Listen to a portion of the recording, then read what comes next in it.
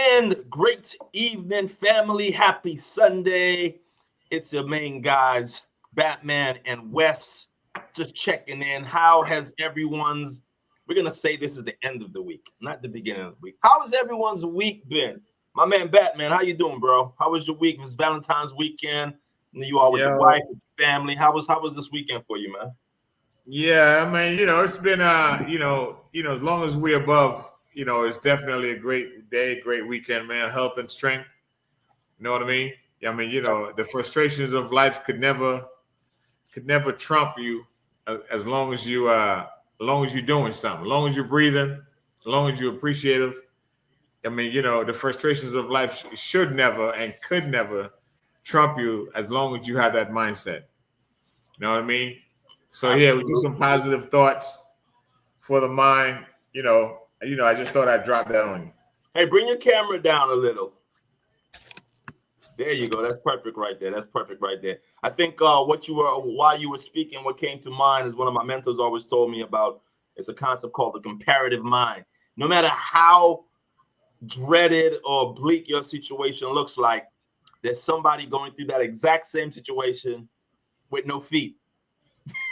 Yeah. Or exactly. The exact same situation like you, but no hands, or has a failing kidney. Or so when you start juxtaposing the two, you see how quickly, and use a comparative mind, you realize how blessed you are to be going through what you perceive as struggle. Someone right now would pray and would gladly take your situation over theirs. So we always got to be grateful and be appreciative for what we have, because it could be worse. Imagine going through what you're going through with stage 4 cancer. Man. Or with the tumor. Yeah. So you see how quickly you'd be like, yo, thank you for what I'm going through. You know what I mean? Exactly. I mean, sure. There's definitely a good perspective, for thought, man. That's definitely something to definitely acknowledge and make you change your mindset right away. Yeah. You know what I mean? Even like as man, listen, the whole concept of winter is coming. Yo, Aunt, winter is here. Like, I mean, constantly on my feed. I mean, this is a great segue about feeling that, okay, the heat and the pressure of just this seller's market in regards to real estate, and in regards to, man, people who thought they had secure jobs, like government jobs, where this is safe. You remember when like a government job was like safe? Yeah. And that is no longer the case, man. That is not the case anymore. What used to be safe, like, I mean, I just saw something again. I haven't verified it, but Trump is about to lay off 15,000, not 1,500, 15,000 IRS employees. Again, these were like considered safe jobs. Once you get in, you can ride this out for 20 years. Like, hopefully, Trump, if you're listening, after the IRS, can you tackle, there's a little organization called Sallie Mae. They handle student loans. If you can go to them and fire everyone at Sallie Mae. well, I mean, I got to correct you for a little bit there, Wes, because I think we voted for Trump, but the ask is to ask Elon Musk. What's this new entity that he formed? Something about Doge Department of Doge, Department of Government Efficiency. Yeah, Doge. Is that what it is? Yes. Yeah, I mean, I'm not even sure if that's what it actually means, but I know that's what the intent is. So it could be very well Department of Government Efficiency. But it could mean Department of Government Execution. That's for Department of Government Efficiency. Yeah, you were correct. Oh, wow. Okay, yeah. Not to be confused with Dogecoin, but this is a totally different Doge. Wow. Yeah, man. So, yeah, man, I mean, swiping jobs. I mean, I remember there was a time where you would pray just to get a federal job. Like if you got a job with the government, once you get in, especially if you up north where there's like unions, man, you gotta try really hard to get fired. Like once you get that job, if all things remain the same and you don't mess it up, you gotta really do some real foul no-show for you to get terminated, because it's federal, and as well as you also have a union member that's gonna rally on your behalf for pretty much anything. So we're seeing, like, I see on my feed, man, where it's a lot of people living in their cars, and like what you have right now, you're in your basement doing this live, where I am right now downstairs in my office doing this live. You and I are fortunate. Like, no comma, no, we need to just pause, or they say in the UK, full stop, full stop, and just be happy and be grateful for what we have, because there is a lot of people, and it's not no bum people either. Like, these were people, when I click on the videos, these were people, man, these were people that had great jobs 6 months ago, 7 months ago. Let me see if we can share screen, because I want them to see what I'm talking about, man. Like, boom, what is this? Evicted. Yeah. Share with audio. Let me know if you can hear the audio, Ann. With my dog. At this point, I'm thinking. Yeah. All right, cool. So here it is, man. This is one video of, again, these are not bum people. I'm gonna shut up and let So I live out of my car. I've been living out of my car since 2022. And on the morning of July 5th, everything was stolen out of my car. Hey guys, this is me, day 437, living in the car with my dog. At this point, I'm thinking nothing's ever going to get better. How am I going to get out of this situation? Millie was the only thing that kept me going for a long time, but it wasn't until I started making videos like this and connecting with you guys that I was finally able to not only get an apartment for me and Millie, but I was able to get a P.O. box so you guys can send us anything that you want, including mail or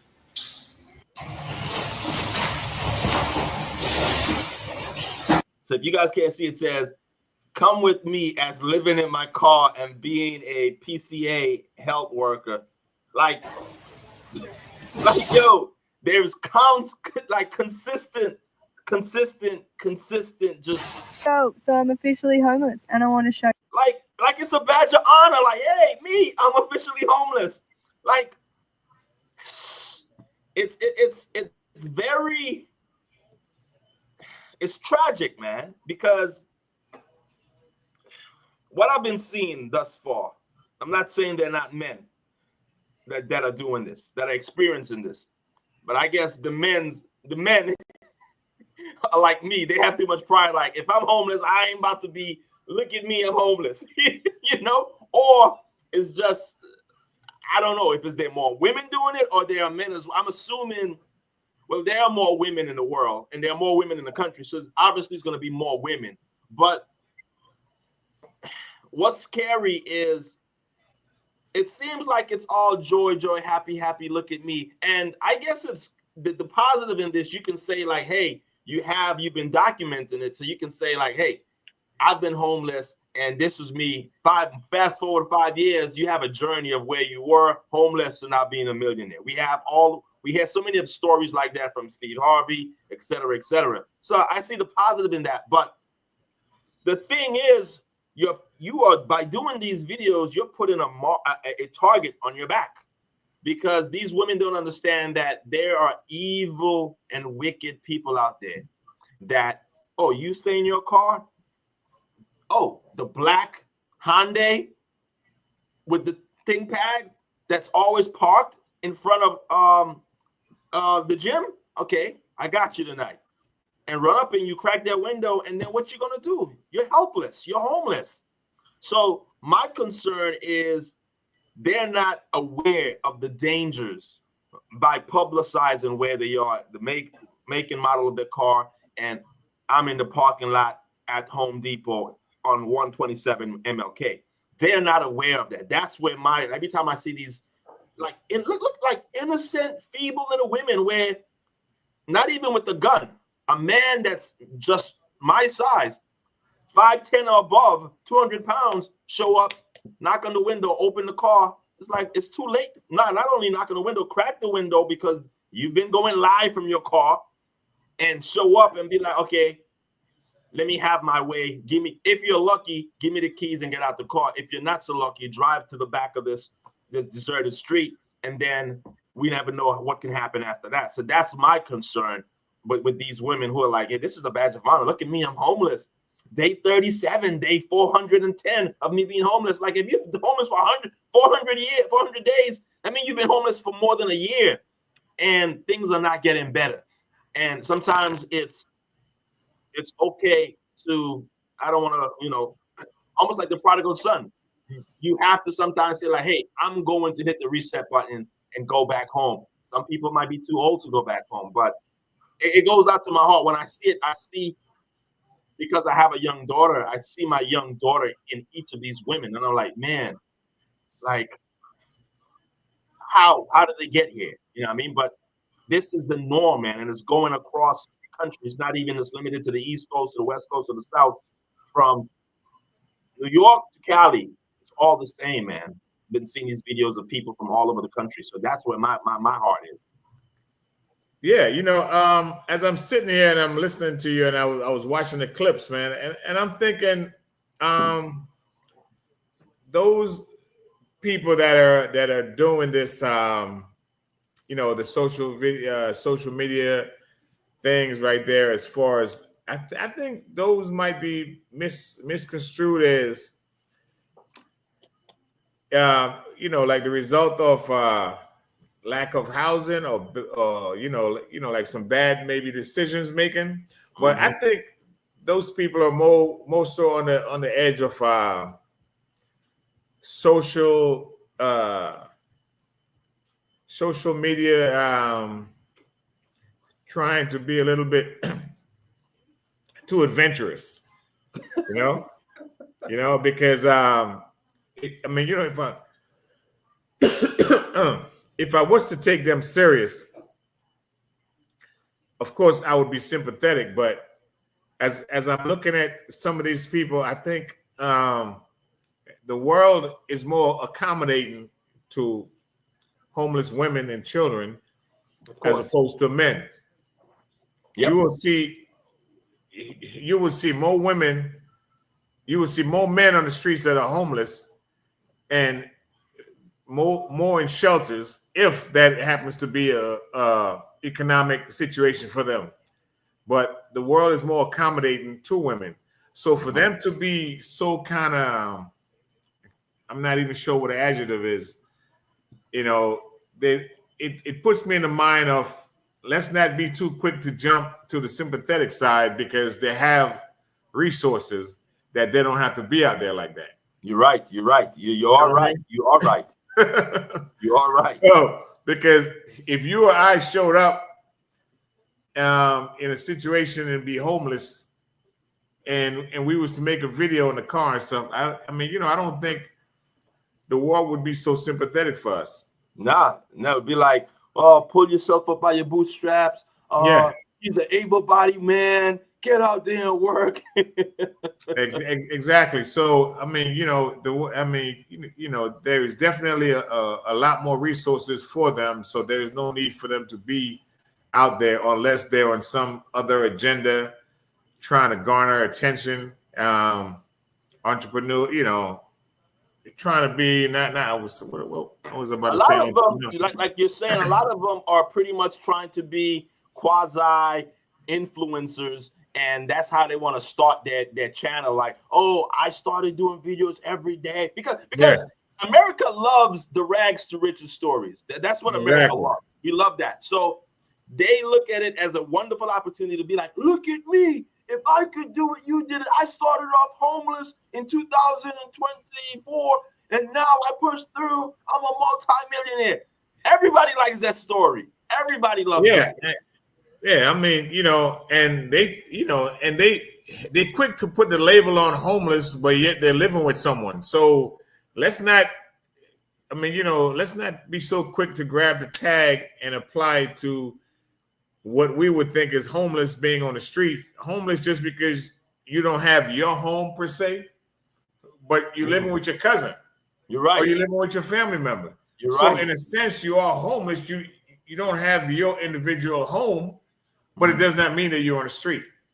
So that quick to give me that label because I'm homeless could be a little bit too quick to put the cushion on somebody, because like you said,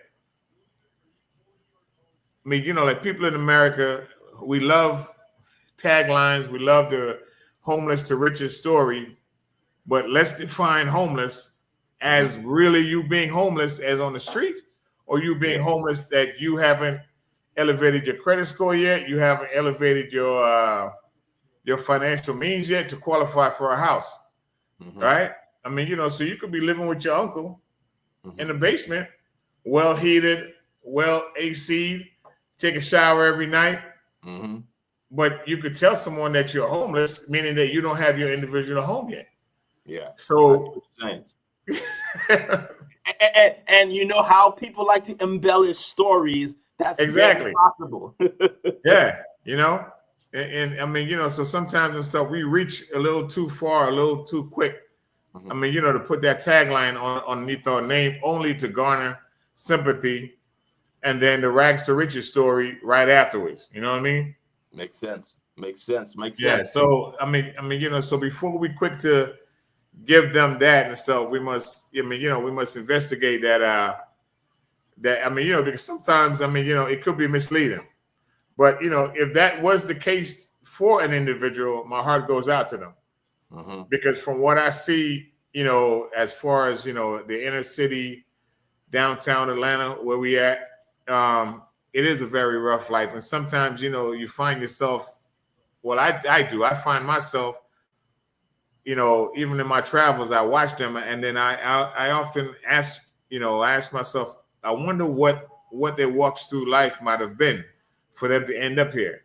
Yeah. Whether it might be a learning moment for me or something. I'm always curious. I'm always, I'm not disrespectful to them out there. So whenever you see them, you kind of wonder, like, how did they get here? Yeah. What's their story? What's their origin? Yeah. And to be on the self-respecting side, you'd be like, wait a minute. I mean, am I a paycheck away from this guy's position? Or I mean, am I a job failure a job firing away from this guy's position? We don't know that ourselves. Listen, look. And one thing I do know about this presidency in this 4 years is that at the end of this presidency, at the end of this 4 years, there will be no middle class. This is what I know. It's gonna be poor and it's gonna be rich. There is gonna be no middle class. And here's why. The middle class is kind of like the enemy of the state, because they're not hot, they're not cold, they're not wet, they're not warm, they're just lukewarm, they're just in the middle. And that's not gonna fly. After this 4 years, they want to know without a shadow of a doubt, either you stand for this or you don't stand for this. And the way to do that, the quickest way to do that is by income. See, here's what they're learning. This is social engineering. What they're learning and what they're testing is that they're showing that most people, let's just say black people, right? Let's just zoom in on black people. They're showing that the Democrat dropped the ball so far and so badly that they're showing right now that black people are willing. They didn't probably knew this was going to happen, but they're willing to give up some of their black stuff, like Black History Month and that stuff, in exchange for what you're going to give. So they're like, yeah, that's bad, but it's still no matter. This should be a wake-up call to the Democrats, because right now, Democrats are looking at like, look, yes, black people are seeing what Trump is taking away, executive order this, executive order that, and they're still saying it's still better than what the Democrats are going to offer. Like people are saying like, yo, Transformers reading at our kids' school is unacceptable. So I'll give up Black History Month for that. That's where if you zoom in on black people, that's what's pretty much taking place, because I don't think there's a black person right now who is happy that there's going to be an executive order to remove Black history. I know a couple of professors where like this whole DEI thing is like, if you are taught teaching Black history, you could be like, you're in trouble. Even with those type of things that are happening, and some are still saying this is better than what the Democrats are going to offer. So this will let you know how bad and how frustrated most people were about the Democratic Party. Yeah, that's definitely on the rise. I mean, I think that that thought process is, is about to become relevant. And but on the sense, it also, when we're talking about just going back a little bit to what you was alluding to, at the very beginning, when we was talking about there's not going to be a middle class. It's either you're going to make it or you're going to be on the downside. Like the job security thing that government workers actually thought that they had. I think you're going to see a rise in entrepreneurship. Yes, you have right? to. It takes me to the sense of I can't remember the person who actually said that quote, but it's something that I say often. I heard it one time and I didn't know who to give it a credit to, but it said the only job security is the one that you can provide for yourself, right? And just because when we was going back, as a kid back in New York and stuff, you always hear about those government jobs, the union and stuff, industrialists, industrialized cities are very overwhelmed with unions, and whether it's government workers, MTA, working in the subway, the sanitation department and all that. So those kind of jobs afforded or allotted people to feel secure. Mm-hmm.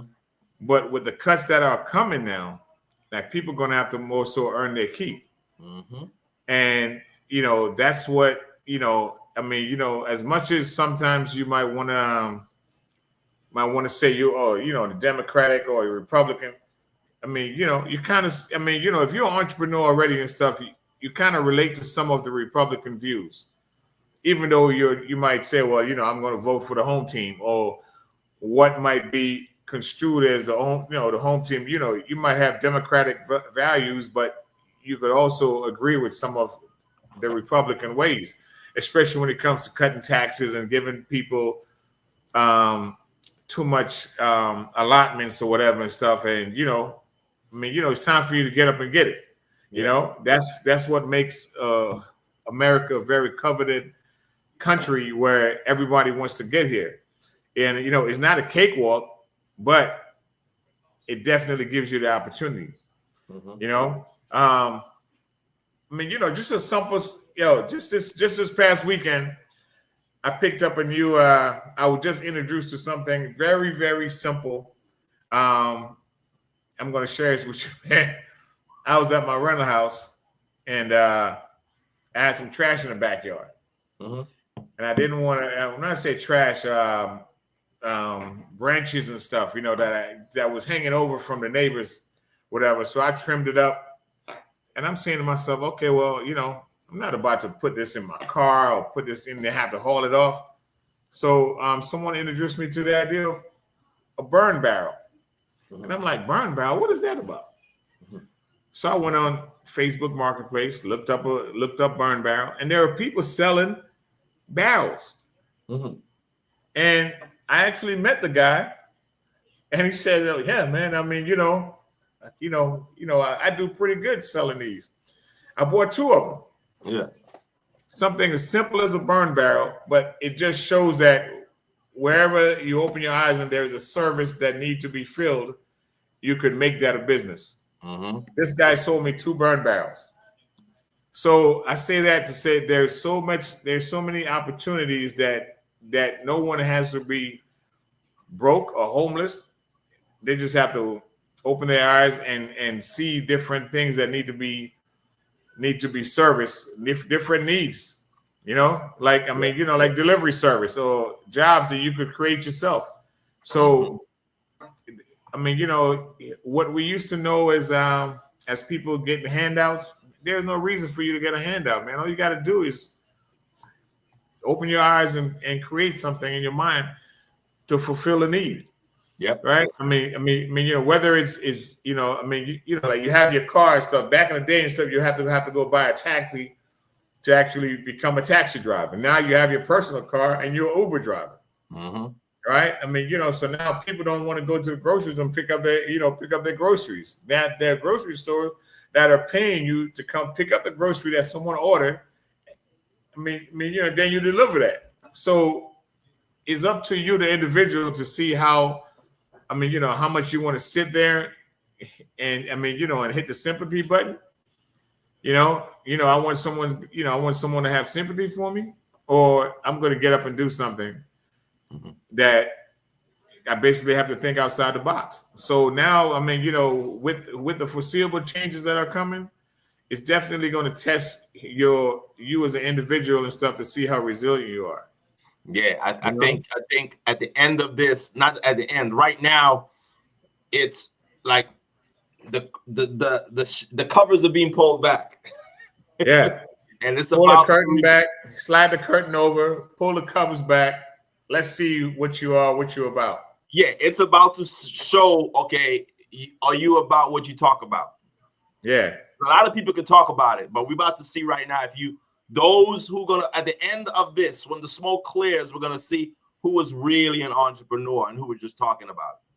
Yeah, definitely, man. It's definitely like as I say, definitely on the horizon.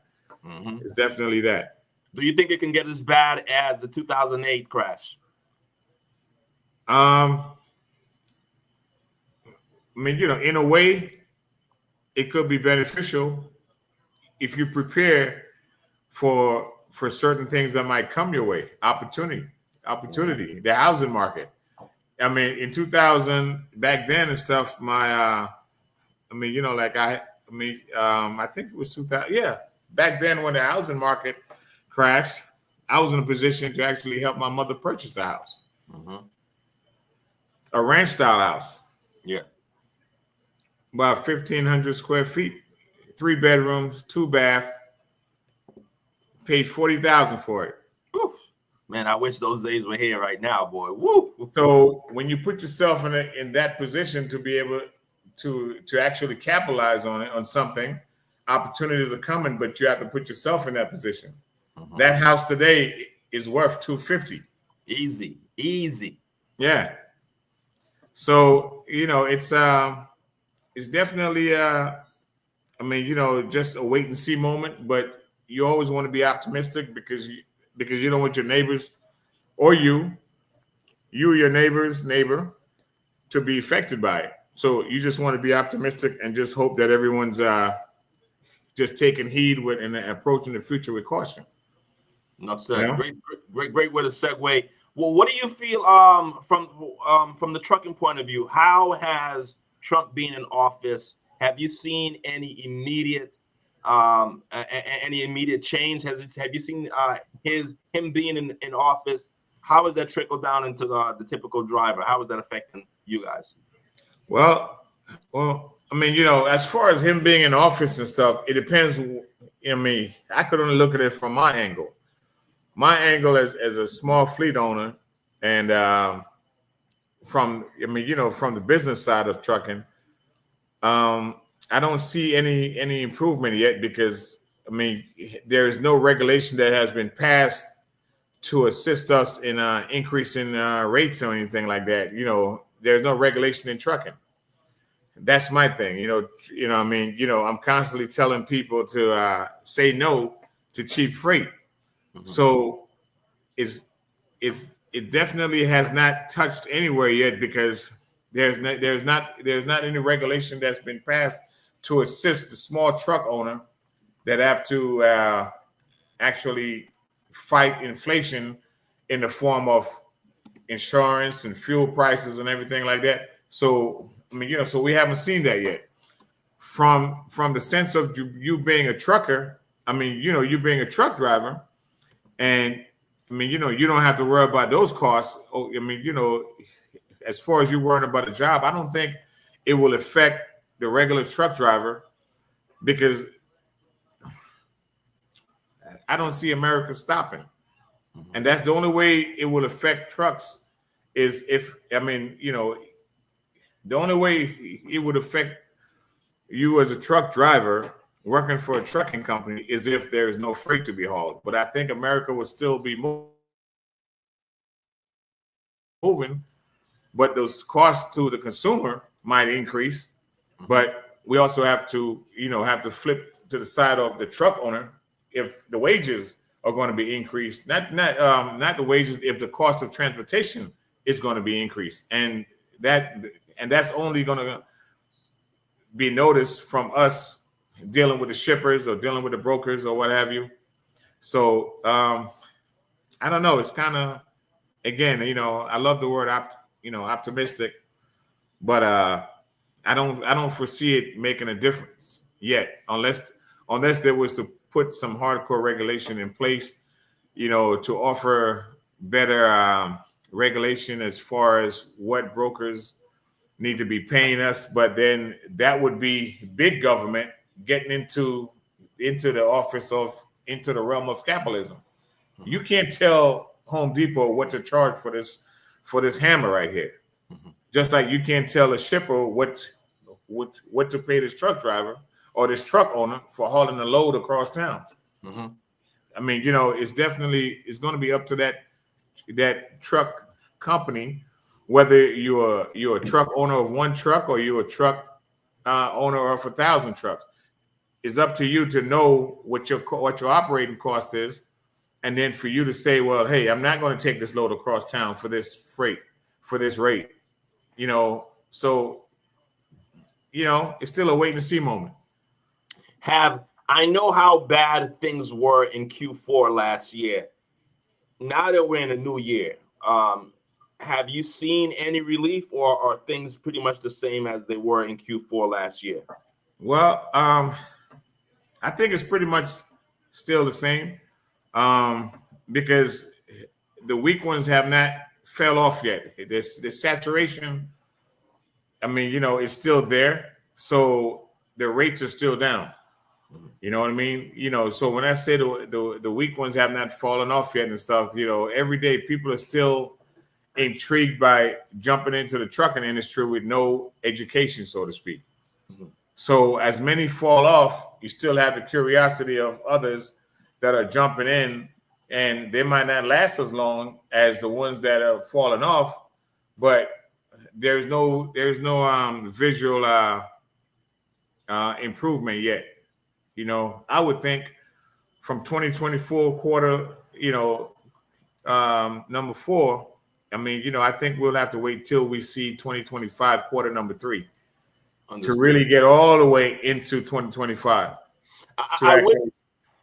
I will say this. I'm not sure if they fell off or if there's a change in the algorithm, but remember like summer last year, it was like thousands of learn to be a dispatcher in 15 seconds or less. Like learn to be like you have no trucking experience. Yeah, I can make you a dispatcher in 7 days.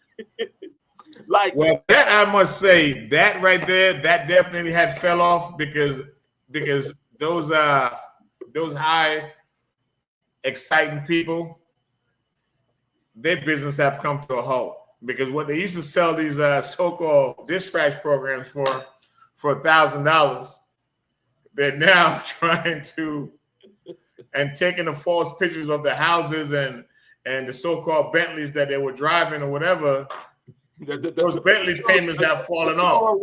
The two-row rental, right? Yes. Yeah, the Toro rental now. Now they don't flip the regular Kia cars. And now they're, they're actually taking their hustle into the rental markets.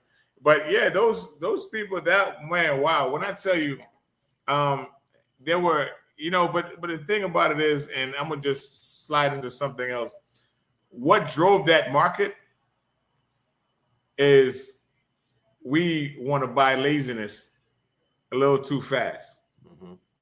We like, I think someone made a joke that said when China figures out how to package laziness and put it in a box, I'm going to buy a truckload because I can sell laziness to a lot of people. And that's what actually drove that hype machine, because people wanted to do very little and expect the most. So now, so with that said, they always wanted to jump into trucking and, I could be a dispatcher and, I could work at home. I could just put a regular jersey on, but I could be sitting in my boxes and just look professional if in case I have to make a face-to-face call. But, as long as I have a laptop, I could be dispatching trucks. Mm-hmm. And I think that market fell off because the hype caught up to these people. Mm-hmm. Right? I mean, I personally spoke to, quite a few people that were asking me if they could come sit in my office and just be a fly on the wall just for them to see how dispatching a truck worked, because they bought a dispatch program from someone for $1,000 and they only interacted with that person on the phone like 2 or 3 times. Mm-hmm. So, I told a couple of them, I said, well, the next time you have $1,000 to throw out the window and stuff, just give me a call. Let me know where the window is at, because I'll gladly be there to catch it. So that part, that hype fell off, man, because people were selling wolf tickets, man. Everybody want to jump in. I mean, and even now, you're even getting phone calls from across the way. You're actually getting phone calls from people from across the way using Magic Jack numbers, calling me just because you could easily go into FMCSA and buy, you could have access. It's a free website, a government website where you could actually research people's phone numbers and all that, and see different trucking companies. And now you want to offer your services, and this right here could be another segment. But a person like myself, I would be foolish to hire someone that don't know the actual lay of the land, but expect you to dispatch my truck. A dispatcher have to know the lay of the land as far as where the markets are at. Like, for example, Florida is a peninsula. Running my trucks into Florida is something that I will never do. That's the dumbest thing. The majority of commodity that Florida has to offer is tourism. Mm-hmm. Tourism is fueled by sunlight. I can't put that in the 18. Don't worry, someone is working on a way to patent the sun. That's coming. Trust me. Yeah. So so I would never send a truck into Florida. Oh, I would never send a truck into let's not to pick on a state, but Mississippi. Yeah. If Mississippi is touted as one of the poorest states, so how am I supposed to think that there is going to be industry over there? Mm-hmm. If that state is one of the poorest states, that means there's no jobs, there's no industry, there's no manufacturing, then there's no products to put on my trucks to get out of there. So that means your chances are you're going to send it in with a load, but you're going to come back empty, and that's a no-no. Exactly. Because, if I go in with a load and it might look good on the front end, but I'm coming back out with nothing, that means, we want to talk, if we want to jump into revenue for a second, that means what I really went in for is not $1. I went in for 50 cents because if I'm being paid $1 to go in and I'm coming back empty, I actually went in for 50 cents. Now I'm coming back out for 50 cents. Yeah. But I mean, so if you're a dispatcher and you don't know this something that well, what I just said is just as simple as ever, then how in the world I expect you to dispatch my truck? I think one of the reasons why we were in this situation is because we live in a time where everyone wants instant gratification. It's like they want microwave, boom, boom, it's ready right now. Now. And the whole cliche of work smart, not hard, that's the biggest crock of shit if you don't know how to use it. Because yes, you can work smart before you're working hard, but that comes after working hard. There's no getting around working hard. There is no getting around working hard. You have to work hard before you can, I'm going to work smart now. No, there is no getting around, like as common sense, son. About. Ring the bell on that one, son. Say that one more time, son. There's no getting around working hard, son. Let me say it back for the ones in the back. Listen, Robert Greene has a book called Mastery, and it talks about the 10,000 hours that's needed for mastery. There is no getting around working hard. You have to work hard first. Even from a scientific point of view, for all the smart ones in the back, there's a concept called inertia. And inertia is an object at rest remains at rest until acted on by some force. Inertia also said an object in motion continues in that same exact motion until acted on by some force. So it's getting started. You can't work smart around that. Scientifically, it's going to take hard work to get it going. That's inertia. That's the word. That's the laws of physics. If you don't like it, when you get your own planet, you can make your own rules. But on this planet, it takes work to get things going. Now, how many of us can go back and remember the merry-go-round on the playground? Once you get it going, you can keep that thing going with your finger. Exactly. But you have to get it going. You have to get it going. A lot of them want to see, like, sell me how can I keep it going with my finger? And they think that's reality. But no, there was someone who started it first. Right. So that's where I feel where we got into the trouble of like, okay, all of these so-called, I'm gonna teach you to be a dispatching guru. Why they fell off is because everybody was sold, which was genius marketing, the instant gratification, do it now, FOMO, fear of missing out. However, if they were to sell a real program, they'd be like, listen, this is something I've been doing for 20 years. Ain't no quick way of doing this. No, you're not gonna be a dispatching guru in 6 weeks. You're not. And taking the time to bring these people under their wings and giving the right tutelage, I think we wouldn't be in this. We wouldn't be up shit creek right now. Yeah, and those people, there were so many points with that and stuff. I think those people, they saw that everyone wanted that instant gratification, as you said, and they packaged it by telling you how simple you could do it. But what they also said in their packaging, they said certain key points that no one picked up on. There's no way that I can tell you or I can show you how to be successful in a field that I don't possess the tool to work in that field. Mm-hmm.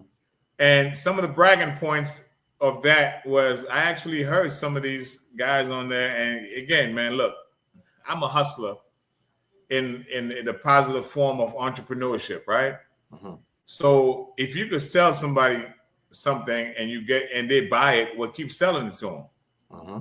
And these people were selling you the hype of getting into $1 billion industry, which is trucking, but they're also telling you that they don't even have a CDL. So in a sense, there was bragging to the dummies that are buying it, but the ones that were alert, they was like, wait a minute. So let me say, wait a minute. You just said that you could tell me how to make money in trucking, but you don't have a CDL. Mm-hmm. So were you bragging in a sense of how smart you were, or were you also exposing yourself? Or were you also telling me that I think that you're so dumb that you didn't catch on to what I just said?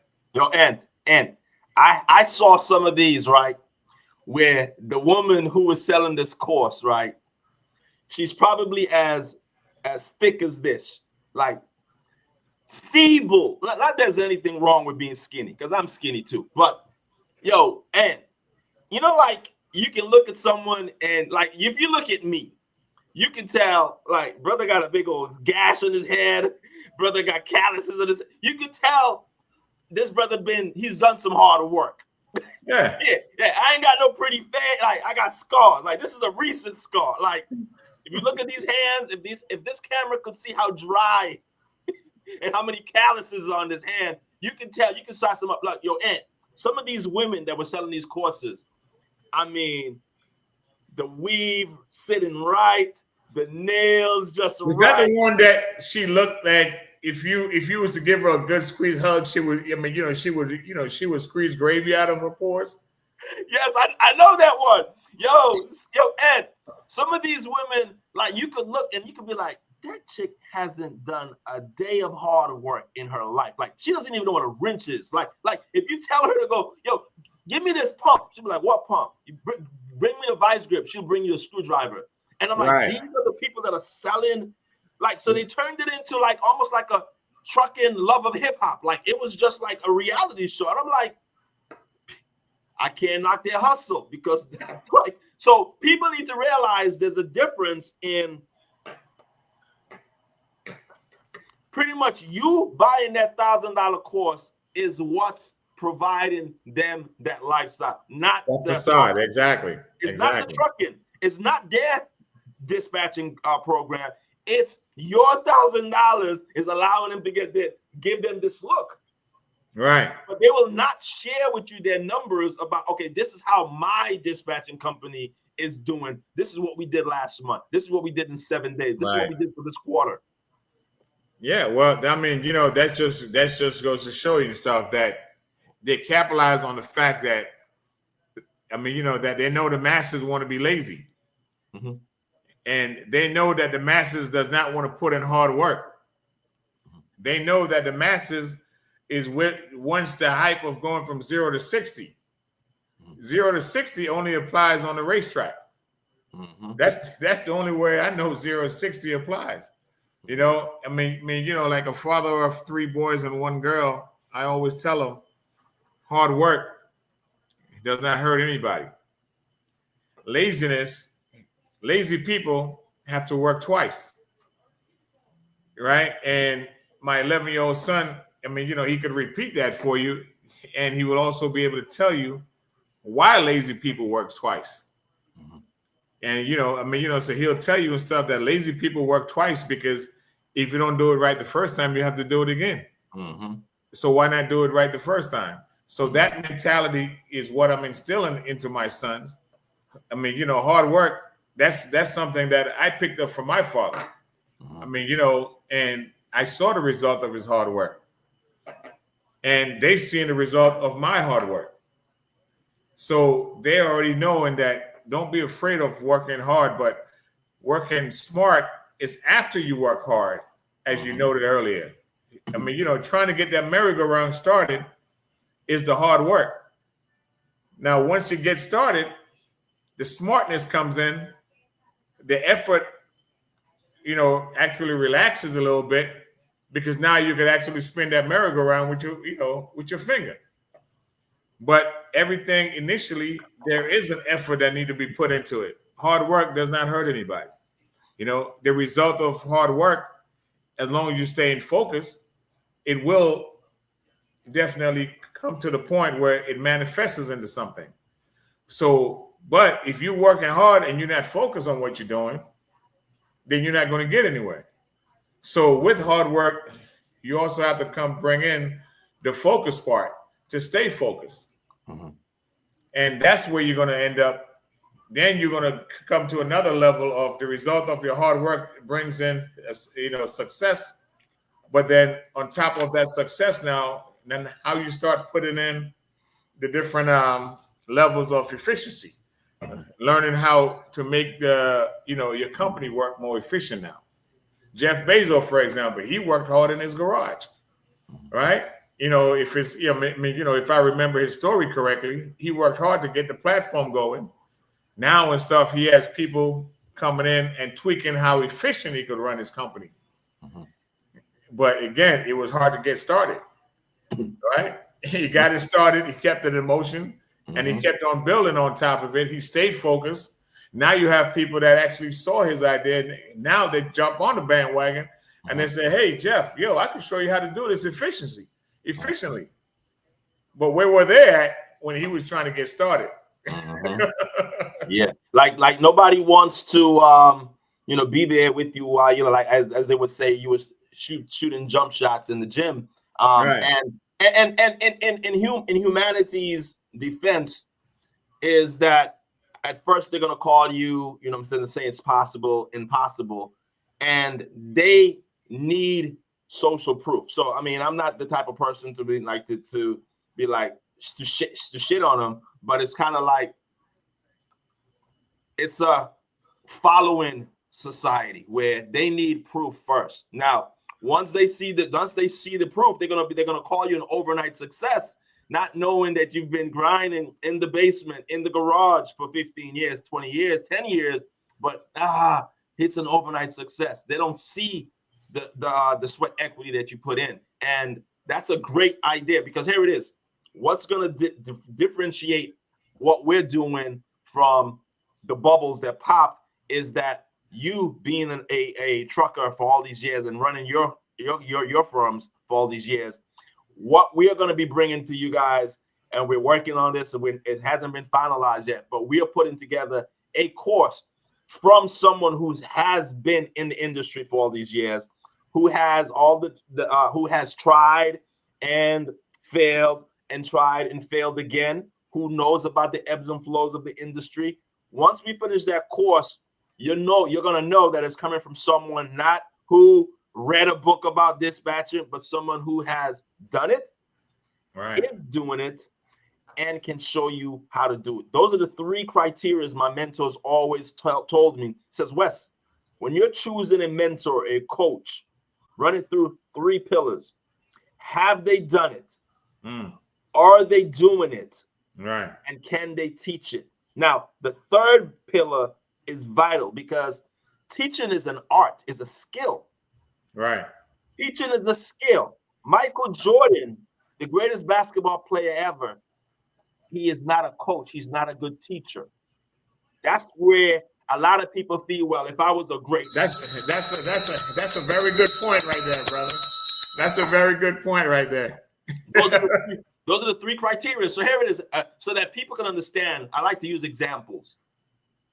If I was to come out right now, let's just say Quincy Jones was alive. He didn't pass. If Quincy Jones was alive, and if I was to market an artist right now, would I choose Quincy Jones again? If Quincy was alive still, would I choose Quincy Jones, or would I choose Soulja Boy? Now, most would be like Quincy Jones. I would choose Quincy Jones if this was 1986. If I had to choose right now to market my artist, do I choose Quincy Jones or Soulja Boy? I'm choosing Soulja Boy, because Soulja Boy knows how to go platinum selling ringtones. Relatable, yeah.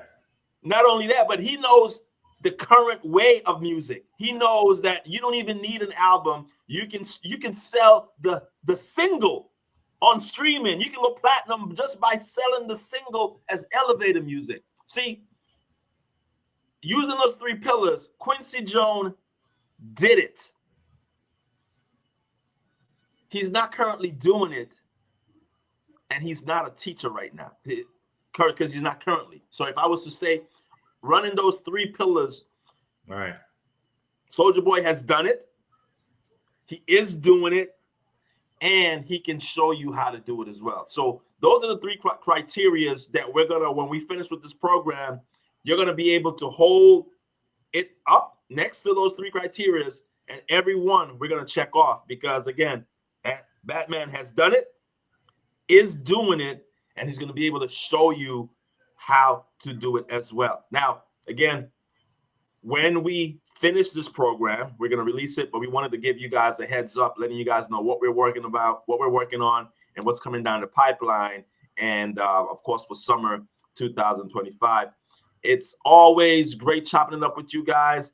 Batman, do you want to close? Do you have any last words for them? You want to close out the show for us, please? Well, just like tonight and stuff, we tapped on many, we tapped in on many different aspects of common sense.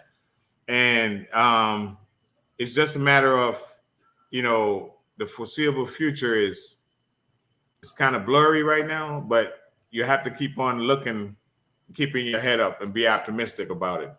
Whether it's, what's becoming obvious to job security and stuff that we touched on. But again, you cannot make any headway in this world without using common sense. You cannot be a follower in these times that are about to approach us, that we're about to approach.